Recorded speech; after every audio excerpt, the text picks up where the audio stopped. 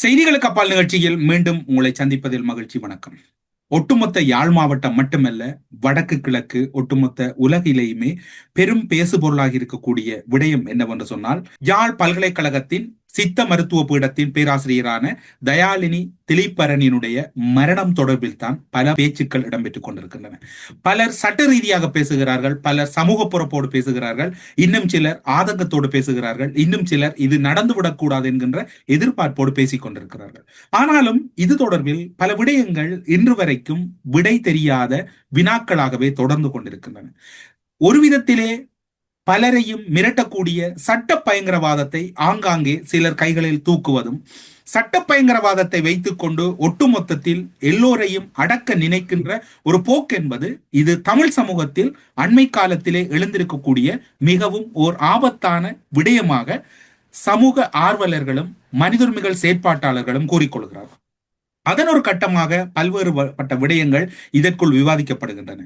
இந்த காலப்பகுதியில் சுயாதீன ஊடகவியலாளர் கஜிந்தன், அதாவது கஜி ரிப்போர்ட் என்கின்ற தன்னுடைய சமூக வலைத்தள பக்கத்திலே அவர் ஒரு கருத்தை முன்வைத்திருக்கின்றார். அந்த கருத்து தான் இப்போது எல்லோராலும் பெரிய அளவிலே பேசப்பட்டுக் கொண்டிருக்கின்றது. படுகொலை செய்யப்பட்ட பேராசிரியையின் உடல் நேற்றைய தினம் மயானத்துக்கு எடுத்து வரப்பட்ட போது அந்த பகுதியிலே ஒரு சில அறிவுறுத்தல்கள் வழங்கப்பட்டதாக கஜி ரிப்போர்ட், அதாவது ஊடகவியல் சுயாதீன ஊடகவியலாளர் கஜி ரிப்போர்ட்டிலே தன்னுடைய பதிவிலே மேற்கொண்டிருக்கிறார்.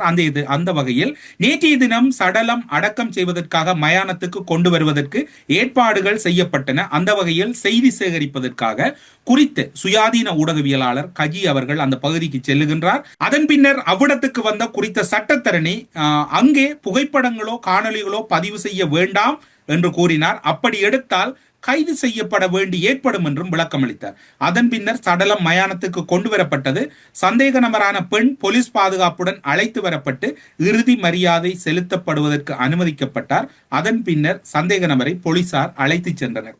இது ஒரு செய்தி. அந்த குறித்த ஊடகவியலாளர் மீது இவர் ஒரு அவசரப்பட்டு கூறிவிட்டார், அந்த வழக்குக்கும் குறித்த சட்டத்தரணிக்கும் தொடர்பில்லை, ஏன் இந்த சட்டத்தரணியை தொடர்புபடுத்தினார் என்று அதன் பின்னர் அவர் மன்னிப்பும் கோரினார். இப்போது அதுவல்ல இங்கு இருக்கக்கூடிய வாதம். போலீசாருடைய கடமைகளையும் நீதிமன்றத்தின் கடமைகளையும் ஒரு சட்டத்தரணி ஆற்ற முடியும், அல்லது எல்லா விடயங்களிலும் ஊடகங்களையும் சுயாதீன ஊடகவியலாளர்களையும் மிரட்டுகின்ற போக்கை சட்டத்தரணிகள் கையில் எடுக்க முடியுமா என்கின்ற கேள்விதான் இன்று வரையும் இருக்கின்றது. சுயாதீன ஊடகவியலாளர் கஜி தொடர்பில் கூற வேண்டும் என்றால் அவர் தொடர்பில் இப்போது அவருக்கு ஆதரவாகவோ அல்லது அவருக்கு பக்கபலமாகவோ யாரும் இல்லை. ஏனென்று சொன்னால் எல்லோரும் கூறுவது, இருந்தாலும் அவர் ஒரு முறை கேட்டிருக்கலாம், அவர் இந்த இடத்தில் நடந்து கொண்டது பிழை என்று கூறப்படுகிறது. பிழைக்கு அவர் வருத்தம் தெரிவித்து விட்டார். அவர் ஒரு உடையாடிய விடயத்தை அவர் தானே சாட்சியாக நின்று மீண்டும் அவர் பதிவு பண்ணுகின்றார். அவருக்கு குரல் கொடுப்பதற்கு யாரும் இல்லை. காரணம் என்னவென்று சொன்னால், எம்மவர்களிடம் இருக்கக்கூடிய மிகவும் பின்தங்கிய மனநிலை அல்லது எம்மவரிடம் இருக்கக்கூடிய அண்மை காலத்தில் அதிகரித்திருக்கக்கூடிய நிலை என்னவென்று சொன்னால், படித்தவர்கள் அல்லது மொழி தெரிந்தவர்கள் அல்லது சில விடயங்களை கையாளக்கூடியவர்கள் பிழை செய்தாலும் அது கேள்வி கேட்பவர் மீதே அந்த பிழையை திருப்பி விடுகின்ற ஒரு மிகவும் அயோக்கியத்தனமான போக்கு தமிழ் சமூகத்திலே அண்மை காலத்திலே எழுந்து கொண்டிருக்கிறது. நீதியை தேடுகின்ற பக்கம் தமிழ் சமூகம் இருந்தது என்கின்ற வரலாறு 2009 முன்னர் இருந்தது. அதற்கு ஒரு தலைவன் இருந்தான், அதற்கென்று ஒரு ஆளுமை இருந்தது. அந்த தலைவனின் பாதையிலே ஒட்டுமொத்த தமிழினமும் பிழையை பிழை என்றும் சரியை சரி என்றும் சொன்னது. இப்போது பிழையை சரி என்றும் சரியை பிழை என்றும் சொல்லுகின்ற ஒரு மிகவும் பிற்போக்குத்தனமான சமூகம் மத்தியிலே உருவாகி கொண்டிருக்கின்றது. அதற்கு சிறந்த உதாரணம் குறித்த ஊடகவியலாளர் தன்னுடைய கருத்து நிலையிலிருந்து பிழைக்கு வருத்தம் தெரிவித்தார். ஆனால் நடந்தவற்றை கூறுகிறார், எல்லோரும் மௌனமாக இருக்கிறோம். இப்போது குறித்த ஊடகவியலாளர் மீது எவ்வாறு சட்ட ரீதியாக வழக்கு பதிவு செய்யலாம் என்கின்ற தேடலைத்தான் எல்லோரும் தேடிக்கொண்டிருக்கிறார்கள். இந்த வகையில் இன்னும் ஒரு விடயம் எங்களுடைய பார்வையிலே எடுத்துக்கொள்ள வேண்டி இருக்கின்றது. குறிப்பாக 2013 ஆண்டு காலப்பகுதியிலே செங்கலடி பகுதியை உலுக்கிய ஒரு பெரும் படுகொலை, தாய் தந்தையை படுகொலை செய்வதில் 16 வயது மதிக்கத்தக்க அந்த குறித்த குடும்பத்தினுடைய மகளும் அந்த பிள்ளை விரும்பிய காதல் என்னும் ஈடுபட்டார்கள் என்று கைது செய்யப்படுகிறார்கள். ஆனால் இப்போது இதில் ஒப்பீட்டளவில் பார்க்கப்பட வேண்டுமாக இருந்தால், நேற்றைய தினம் படுகொலை செய்யப்பட்ட பேராசிரியரின் இறுதி சடங்கில் கலந்து கொள்ள அழைத்து வரப்பட்ட பெண் 18 வயதை கடந்தவர், குறித்த பேராசிரியரின் மகள் 18 வயதை கடந்தவர். அவர் புகைப்படம் எடுப்பதில் சிக்கல் இல்லை, சட்ட ரீதியாகவும் சிக்கல் இல்லை. காரணம் என்னவென்று சொன்னால், நீதிமன்றத்துக்கு அழைத்து வரப்படுகின்ற போது கொழும்பு நீதிமன்றமாக இருக்கலாம் அல்லது வடக்கு கிழக்கில் இருக்கக்கூடிய எந்த நீதிமன்றங்களிலும் ஒரு முக்கியமான வழக்கினுடைய குற்றவாளி சாட்டப்பட்டவர்கள் புகைப்படம் எடுக்கின்றமை ஊடகங்களில் வருகின்றமை பொதுவானது. ஆனால் எங்களுக்கு முன்னர் ஒரு சிறந்த உதாரணம் இருக்கிறது. செங்கலடியில் தாய் தந்தையர் படுகொலையோடு குற்றஞ்சாட்டப்பட்ட 16 வயது மதிக்கத்தக்க காதலன் காதலி, அந்த பெற்றோருடைய பிள்ளை மற்றும் அவருடைய பிள்ளையை விரும்பிய காதலன் போன்றவர்கள் கைது செய்யப்படுகிறார்கள். நீதிமன்றத்துக்கு அழைத்து செல்லப்பட்ட போதும் புகைப்படம் பிடிக்கப்பட்டார்கள், கைது செய்யப்பட்ட போதும் புகைப்படம் பிடிக்கப்பட்டார்கள், ஒவ்வொரு தவணையின் போதும் புகைப்படம் பிடிக்கப்பட்டார்கள். அங்கு இந்த ஒரு கோரிக்கையை நீதிமன்றமும் வைக்கவில்லை, போலீசாரும் வைக்கவில்லை. அதே நேரம் அந்த கைது செய்யப்பட்ட அந்த 2 குற்றச்சாட்டுகளோடு தொடர்பான 2 காதலனும் காதலியும் முகத்தை மறைத்துக் கொண்டு செல்கிறார்கள். நீங்கள் இதில் பார்க்கக்கூடியதாக. அவ்வாறு இருக்கின்ற போது இந்த இடத்திலே தடுப்பது மாண்பு, அதாவது புகைப்படம் எடுப்பது தடுப்பது மாண்பு என்றால் அது 18 வயதுக்கு குறைந்தவர்கள் மீது காட்டியிருந்தால் ஓகே. ஆனால் அவர்களையும் அன்று புகைப்படம் எடுத்துவிட்டு இன்று 18 வயதுக்கு மேற்பட்டவர்கள் புகைப்படம் எடுப்பதை தடுத்தமை என்பது இங்கு ஒரு சட்ட ரீதியாகவும் அல்லது சமூக பொறுப்போடும் மிகவும் தூர நோக்கோடு பார்க்கப்பட வேண்டிய விடயமாக இருக்கின்றது.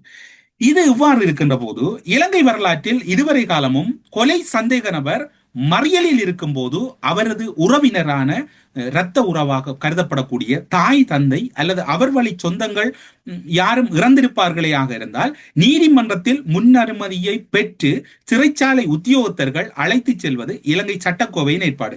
அதற்கு முப்பால் இதுவரையில் போலீசாரும் அதனோடு உதவியாக செல்வது ஒரு மரபாக பின்பற்றப்பட்டு வந்திருக்கின்றது. அது மனிதாபிமான நடைமுறை. ஆனால் ஒரு நபரை கொலை செய்த குற்றம் சாட்டப்பட்ட நபரை கொலை செய்வதற்கு காரணமாக இருந்த சந்தேகத்தின் அடிப்படையில் கைது செய்யப்பட்டிருக்கக்கூடியவர் மரணச் சடங்குக்கு அழைத்து செல்லப்பட்டமை என் அறிவு கட்டிய வரையில் இலங்கையின் நீதிமன்ற வரலாற்றில் இடம்பெறவில்லை.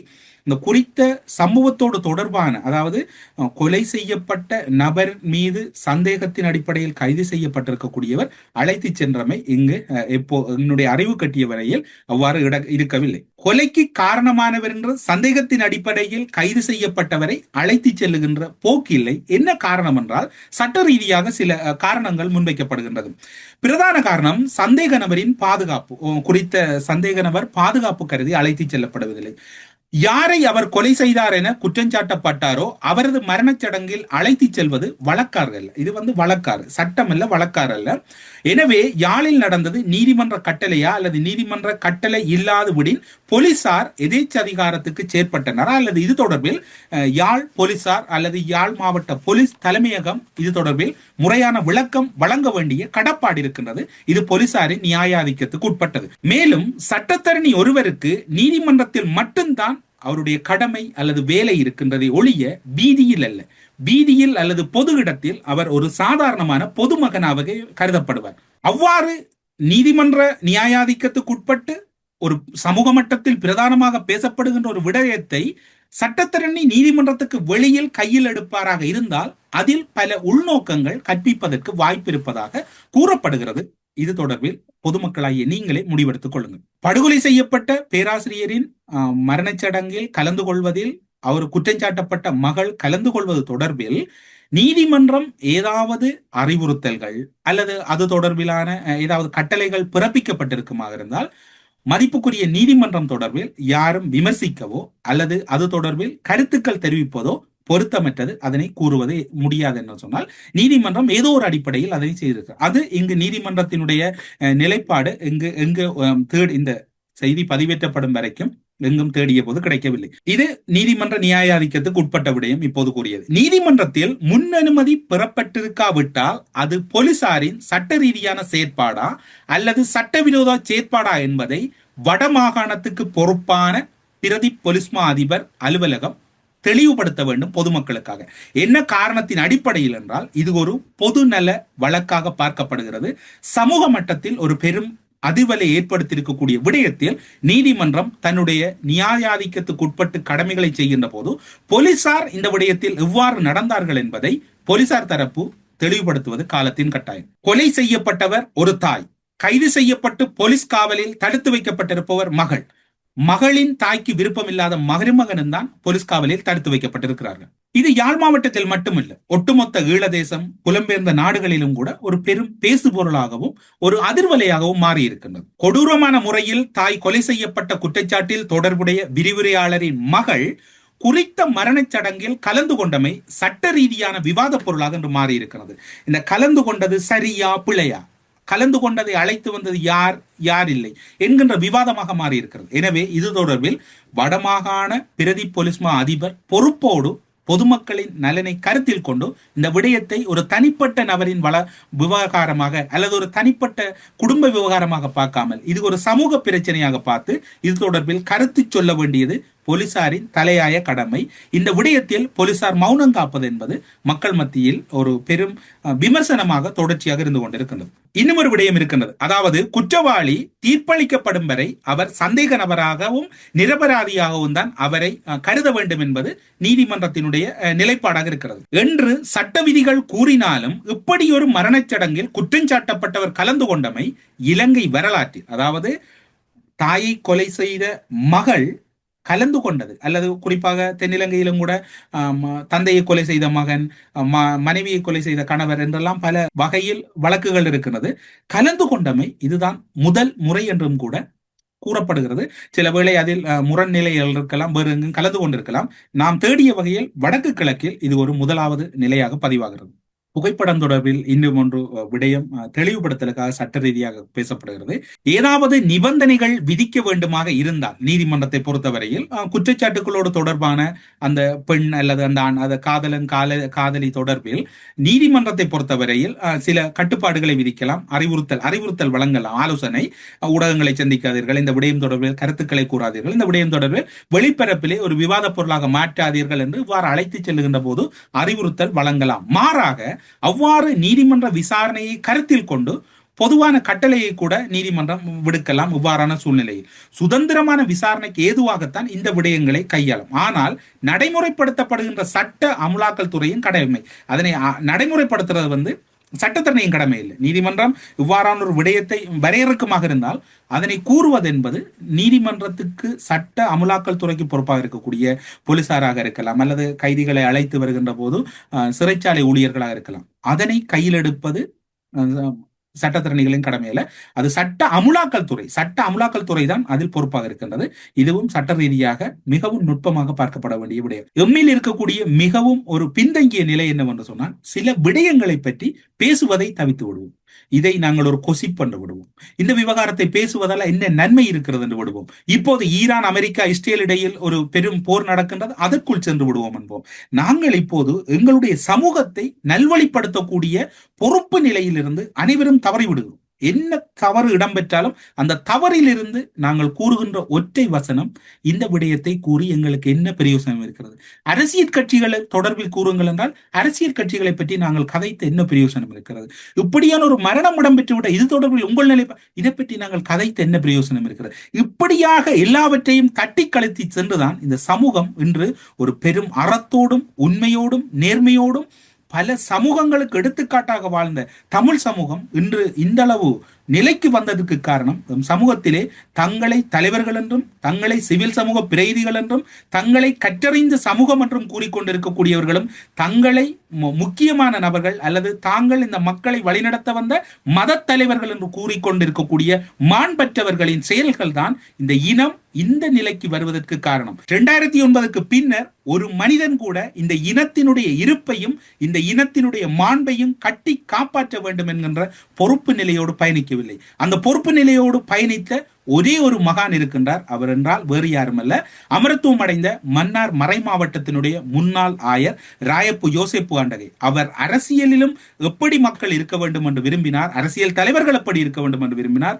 அதன் பின்னர் மக்களையும் ஒரு அற ஒழுக்கத்தோடும் ஒரு கட்டுப்பாட்டோடும் மதங்களுக்கு அப்பாற்பட்டு தன்னை ஒரு மக்கள் மயப்படுத்தப்பட்ட ஒரு மக்கள் பிரதிநிதியாக மாற்றி மதத்துக்கு அப்பால் பல பணிகளை செய்தார். இன்று அந்த இடத்தை பயன்படுத்துவதற்கு அல்ல அந்த இடத்தின் கருவை கொண்டு செல்வதற்கு தமிழ் சமூகத்தில் யாரும் இல்லை. ஒரு நாதியற்ற சமூகமாக தமிழ் சமூகம் இருப்பதும் இவ்வாறான சிக்கல்களுக்கும் அல்லது இவ்வாறான ஒரு பிரச்சனைகளுக்கும் காரணமாக இருக்கிறது. இரண்டு விடயங்கள் ஒப்பீட்டு ரீதியிலே காலத்தின் கட்டாயத்தின் அடிப்படையில் பார்க்க வேண்டியிருக்கின்றது. இவ்வாறான கொலைகளோடு தொடர்பட்டவர்கள் தங்களை நிரபராதியாக்கிக் கொள்வதும் தங்கள் இந்த குற்றச்சாட்டுகளோடு தொடர்படவில்லை என்று கூறுகின்ற இரண்டு சம்பவங்கள் 2013ஆம் ஆண்டு காலப்பகுதியிலே மட்டக்களப்பை உலுக்கிய செங்கலடி படுகொலை இருந்தது. அதில் வாக்குமூலம் வழங்கிய அந்த 16 வயது மதிக்கத்தக்க அந்த சிறுமியினுடைய வாக்குமூலம் இவ்வாறு இருந்தது. அது ஒருவேளை இங்கும் மாறி வரலாம் என்று எதிர்பார்க்கப்படுகிறது. அந்த சிறுமியின் வாக்குமூலம் எப்படி இருக்கிறது என்றால், அவர் 16 வயது மதிக்கத்தக்கவர் ரகு தர்சனா. சந்தேகத்தின் பேரில் கைது செய்யப்பட்ட பின்னர் போலீசாருக்கு வழங்கிய வாக்குமூலத்தில், நான் அஜந்த் என்பவரை காதலித்தது உண்மை, முகமூடி அணிந்து அவர்களை மிரட்டுவதற்காகவே வரச் சொன்னேனே தவிர கொலை செய்யும் நோக்கில் அல்ல. இவர்களது நடமாட்டத்தை கண்டு நாய் குறைத்தது, வெளியே வந்து நாயை கலைத்துவிட்டு மீண்டும் வீட்டுக்குள் வந்து பார்த்தபோது அம்மா இறந்து கிடந்தார். அப்பாவை அஜந்த் அடித்துக் கொண்டிருந்தார். சத்தம் கேட்டு பக்கத்து வீட்டில் வசிக்கும் பாட்டனார் வந்த வேளை மூவரையும் விட்டு நான் பயத்தில் அறையில் சென்று பூட்டி விட்டு ஒளிந்து விட்டேன். எனக்கு பயமாக இருந்தது. அவர் கூறுகின்ற போது இன்னும் இது தொடர்பில் எவ்வாறு திட்டமிடப்பட்டிருக்கிறது என்றால், குருவி மற்றும் அயன் படங்களை பார்த்து இந்த கொலைக்கு முன்மாதிரியாக சந்தேக நபர்கள் எடுத்துக்கொண்டார்கள். அதனையும் நான் அறிந்து கொண்டேன். ஆனால் அது கொலையில் முடியும் என்று தெரியாது என்று செங்கலடி கொலையை நடத்தியதில் குற்றஞ்சாட்டப்பட்ட அந்த சிறுமி கூறுகின்றார். ஒருவேளை இப்போது இங்கு ஒரு சந்தேகம் நிலவுகின்றது. அந்த பேராசிரியரின் காலை பிடித்து அழுத்தியதில் மகள் நேரடியாக குற்றஞ்சாட்டப்படுகிறார். ஒருவேளை அந்த பெண்ணு இவ்வாறு கூறக்கூடும், நான் அம்மாவின் காலை அமுக்கி பிடிக்காவிட்டால் கணவர் என்னையும் கொலை செய்து விடுவார் என்ற பயத்தில் பிடித்தேன் என சாட்சியாக மாறினாலும் ஆச்சரியப்படுவதற்கில்லை. அம்மாவின் கொலையில் தனக்கு தொடர்பில்லை, தான் நிரபராதி, என்னை என்னுடைய கணவர் தான் இவ்வாறு செய்வதற்கு தூண்டினார், கணவர் தான் காரணம், நான் கணவரோடு வசிக்க முடியாது என்றுதான் இவ்வாறு வந்தேன் என்று கூறலாம். நாங்களும் எங்களுக்கும் ஒரு கழிவிறக்கம் இருக்கின்றது, நாங்களும் கூறலாம். அந்த பெண் கூறுவதில் என்ன தவறு இருக்கின்றது? அந்த கொலையை அந்த பெண்ணின் கணவன் அல்லது காதலன் தான் தூண்டி செய்திருப்பான். எனவே இந்த பெண்ணுக்கு தொடர்பில்லை என்று கூறலாம். அப்படியாயின் இந்த கொலை இடம்பெற்று 24 மணி நேரங்களுக்கு உள் இந்த பெண் அந்த பேராசிரியரின் மகள் இந்த கருத்தை கூறியிருந்தால் அந்த வாதம் சரியானது. கிட்டத்தட்ட 48 மணி நேரங்களுக்கு மேலாக காதலனோடு அல்லது கணவரோடு பயணிக்கின்றார். அவர் அந்த பேராசிரியரின் QR பயன்படுத்துகிறார் பெட்ரோல் நிரப்புவதற்கு. அதன் பின்னர் அந்த பேராசிரியர் ATM பயன்படுத்துகிறார். பல இடங்களிலே மிகவும் சாதாரணமாக சென்று திருகோணமலையிலே ஒரு வீடை வாடகைக்கு எடுத்து அதிலும் கூட அவர்கள் இருப்பதற்கு தயாராகின்ற போதுதான் இந்த கைது இடம்பெறுகிறது. அப்படியாயின் இந்த பெண் இவ்வாறு கூறுவாராக இருந்தால், இந்த 48 மணி நேரம் கடந்து அவர் கூறுகின்றது என்பதுதான் இங்கு சந்தேகத்தை ஏற்படுத்துகிறது. செங்கலடியிலே அந்த 16 வயது சிறுமி அந்த சம்பவத்தோடு தொடர்புபட்டது. யாழ்ப்பாணத்திலே 18 வயது கடந்த ஒரு யுவதி, 18 வயது கடந்த ஒரு இளைஞன் திருமணத்திலே அவர்கள் பதிவு திருமணம் செய்கிறார்கள். பதிவு திருமணம் செய்தது மட்டுமல்லாது அவர்கள் அதன் பின்னர் கணவன் மனைவியாக வாழ்ந்திருக்கிறார்கள். அந்த குடும்ப விவாகரத்து என்பதுதான் இந்த சிக்கலுக்கு காரணம் என்று சந்தேகிக்கப்படுகிறது. இருந்தாலும் தாயின் கொலையில் தனக்கு தொடர்பில்லை, என்னை என்னுடைய கணவன் தான் இந்த கொலைக்கு தூண்டினார் என்று குறித்த பெண் கூறுவாராக இருந்தால் 48 மணி நேரங்களாக அந்த கணவனோடு தான் அவர் இருந்திருக்கின்றார். அந்த படுகொலை இடம்பெற்ற பின்னர் பல சந்தர்ப்பங்கள் கிடைத்திருக்கிறது. அவர் தன்னை நிரபராதியாக வெளிப்படுத்துவதற்கு சத்தமிட்டு இருக்கலாம் அல்லது உதவியை கேட்டிருக்கலாம். ஒரு கட்டத்தில் அவருக்கான வாய்ப்புகள் அது. ஆனால் அதனையும் கடந்து இவர் இந்த விடயத்தை இவ்வளவு தூரம் வரையும் சென்று இவர் கணவனின் அச்சுறுத்தல் அல்லது கணவனின் மிரட்டலால் தான் செய்தேன் என்று கூறுவாராக இருந்தால் இது தொடர்பில் மரியாதைக்குரிய நீதிமன்றம் தான் தன்னுடைய தீர்ப்பை வழிகாட்டும் என்று எல்லோரும் எதிர்பார்க்கிறார்கள்.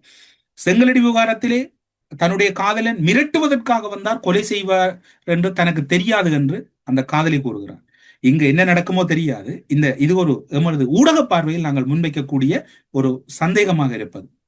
இந்த கொலை என்பது திட்டமிட்ட கொலையாகத்தான் இருக்கிறது. காரணம், இந்த கொலை திட்டமிடப்படவில்லை என்றால் அந்த பேராசிரியர் ஏதோ ஒரு வகையிலே தப்பிப்பதற்கான வாய்ப்புகள் இருந்தது. இப்போது இது ஒரு சமூக பிரச்சனையாக மாறி இருக்கிறது.